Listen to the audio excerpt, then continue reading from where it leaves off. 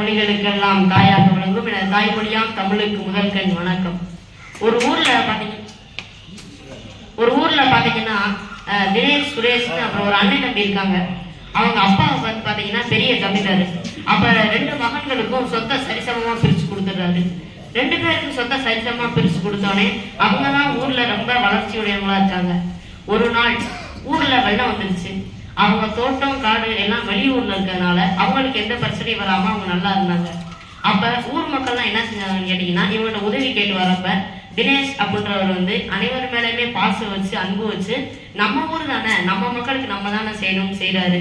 ஆனா சுரேஷ் வந்து நம்ம பணத்தை எதுக்கு அவங்களுக்கு செலவு பண்ணணும், நம்ம சேர்த்து வச்சு நம்ம செலவழிப்போம்னு நினைக்கிறாரு. அப்புறம் ஒரு நிறைய வருடங்கள் போயிடுது. ஒரு சில வருடங்களுக்கு பிறகு பாத்தீங்கன்னா அந்த தோட்டம் துறவுல பெரிய வெள்ளமே வந்து ஆற்று வெள்ளம் வந்து அவங்களுடைய வியாபாரம் எல்லாம் போயிடுது. போனதுனால சுரேஷ் தினேஷ் ரொம்பவே நஷ்டத்துல இருக்காங்க. அவங்களுக்கு சாப்பாடு கூட வழி இல்லாம ஆயிடுது. அப்புறம் தான் தெரியுது தினேஷ் அவர் ஊருக்கு வந்தப்பதான் சொல்றாங்க, ஊர் மக்கள்லாம் என்ன சொல்றாங்கன்னு கேட்டீங்கன்னா, நாங்க வெள்ளத்துல கஷ்டத்துல சாப்பாடு இல்லாம இருந்தப்ப நீங்க எங்களுக்கு சாப்பாடு கொடுத்தீங்க, அதனால உங்களுக்கு நாங்க திருப்பி கொடுக்க வேறோம்னு அவரை நல்லா பாத்துக்கிறாங்க. ஆனா சுரேஷ் வந்து நம்ம எந்த உதவியுமே பண்ணலையே, எந்த முகத்தை வச்சுட்டு போறதுன்னு சொல்லிட்டு அவர் வெளியில போயிடுறாரு. ஆனா தினேஷ் வந்து என்ன நினைக்கிறாருன்னா, நம்ம ஊருக்காக நம்ம பண்ணோம், நம்ம ஊர் நம்மளுக்காக இப்ப பண்ணுது. இதான் நம்ம திருவள்ளுவர் அப்பயே என்ன சொல்லியிருக்கான்னு கேட்டீங்கன்னா, அன்பிலார் எல்லாருக்கும் உரையார், அன்புடையார் பின்பும் உரை பிறகு அப்படின்னு சொல்லி இருக்கிறாரு.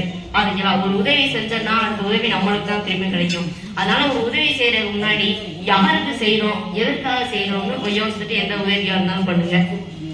அதே மாதிரி ஒரு பெரிய வயதானவர் இருக்காரு.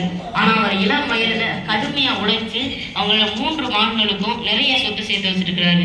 நிறைய சொத்து சேர்த்து வச்சோடனே 3 மகன்களுக்கும் நம்ம எந்த விதமான யாருக்கு எவ்வளவு சொத்து பிரிச்சு தர்றது, இல்ல ஒரே ஆளுக்கு அனைத்து சொத்தையும் பிரிச்சு தரலாமான்னு பேசிட்டு இருக்கப்பதான் அவர் என்ன ஒரு போட்டி வைக்கிறான்றாரு. 2 போட்டி நான் உங்களுக்கு வைக்கிறேன் அப்படின்னு முதல் போட்டியை சொல்றாரு. முதல் போட்டி என்னன்னு கேட்டீங்கன்னா, 3 பேர் கையிலையும் 10,000 கொடுத்துட்டு 1 மாசம் அதை செலவு பண்ணுங்க, 1 மாசம் செலவு பண்ணிட்டு எங்க மீது இருக்கிறத என்கிட்ட கொண்டு வாங்க அப்படின்னு சொல்றாரு. முதல் மகன் போறாரு.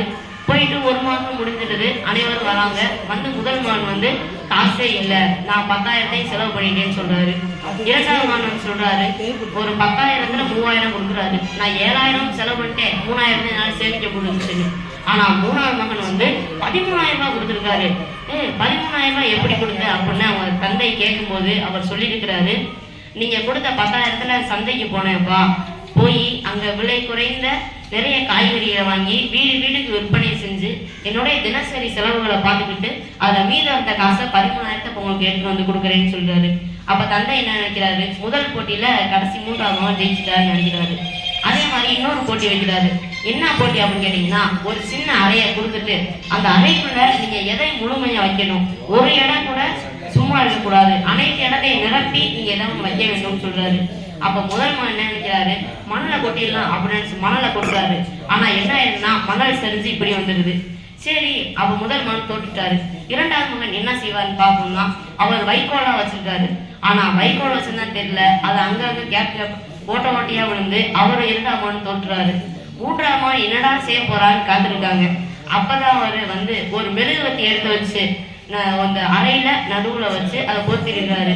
அந்த ஒளி அந்த அறையவே முழுமையா கவர் பண்ணிருச்சு. அப்பதான் தந்தை நினைக்கிறாரு, நீ தான் அந்த போட்டியில ஜெயிச்சிருக்க, ஏன்னா மெழுகுவத்தியை வச்சு ஒளியால அந்த அறைய முழுமையா நிரப்பிட்ட, அவங்க 2 பேரும் நிரப்ப முடியலன்னு அந்த சொத்தை அவனுக்கு எழுதி கொடுத்துறாரு. அப்ப இந்த தந்தையார் ரொம்பவும் பெருமைப்படுறாரு. இதைத்தான் திருவள்ளுவர் என்ன சொல்றாருன்னு கேட்டீங்கன்னா, மகன் தந்தை காற்றும் உதவி இவன் தந்தை என்னென்றான் கொள்ளலும் என்னோற்றான் கொள்ளலும் சொல் அப்படின்னு திருவள்ளுவர் அப்படியே சொல்லியிருக்கிறாரு. அப்புறம் நீங்க எப்பயாவது நினைச்சு பார்த்துருக்கீங்களா, நம்பிக்கை எவ்வளவு பெரிய விஷயம் அப்படின்னு. நம்ம எந்த செய்ய முடியாத விஷயத்த கூட நம்பிக்கையோடு செஞ்சோம்னா அது கண்டிப்பா நடக்கும். அது எப்படின்னு கேட்டீங்கன்னா, ஆராய்ச்சியாளர்கள் ஒரு 3 எலி எடுத்துக்கிட்டாங்க. எடுத்து ஒரு பெரிய அண்டாவில் அந்த 3 எலியையும் நீச்சல் அடிக்க விட்டாங்க. அது ஒரு 15 நிமிடம் நீச்சல் அடிச்சு இறந்து போயிருது. அப்ப அந்த இறந்து போன எலிகளை எடுத்துட்டு வேற தண்ணியில இன்னொரு 3 எலிகளை விட்டு 15 நிமிடத்துல சாக போற நேரத்துல 3 எடுத்து காப்பாற்றி அதற்கு சூடா வச்சு சாப்பாடு கொடுத்து தண்ணி கொடுத்து மறுபடியும் தண்ணிக்குள்ளேயே போட்டுருவாங்க. தண்ணிக்குள்ள போட்டோடனே நீங்க எவ்வளவு நேரம் நீண்டு இருக்குன்னு நினைக்கிறீங்க?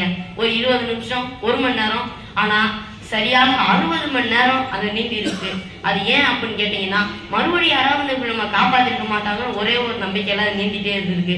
அதே மாதிரி பாரதன் ஐயாவும் என்கிட்ட நம்பிக்கையோட பேச கொடுத்ததுக்கு நானும் நம்பிக்கையா பேசிட்டேன். ஐயா நம்பிக்கை இணைக்கவே காப்பாற்றுவேன். என்றும் ஐயா வருகிறேன் என்று கூறி என் உரையை முடிச்சுக்கிறேன். நன்றி, வணக்கம்.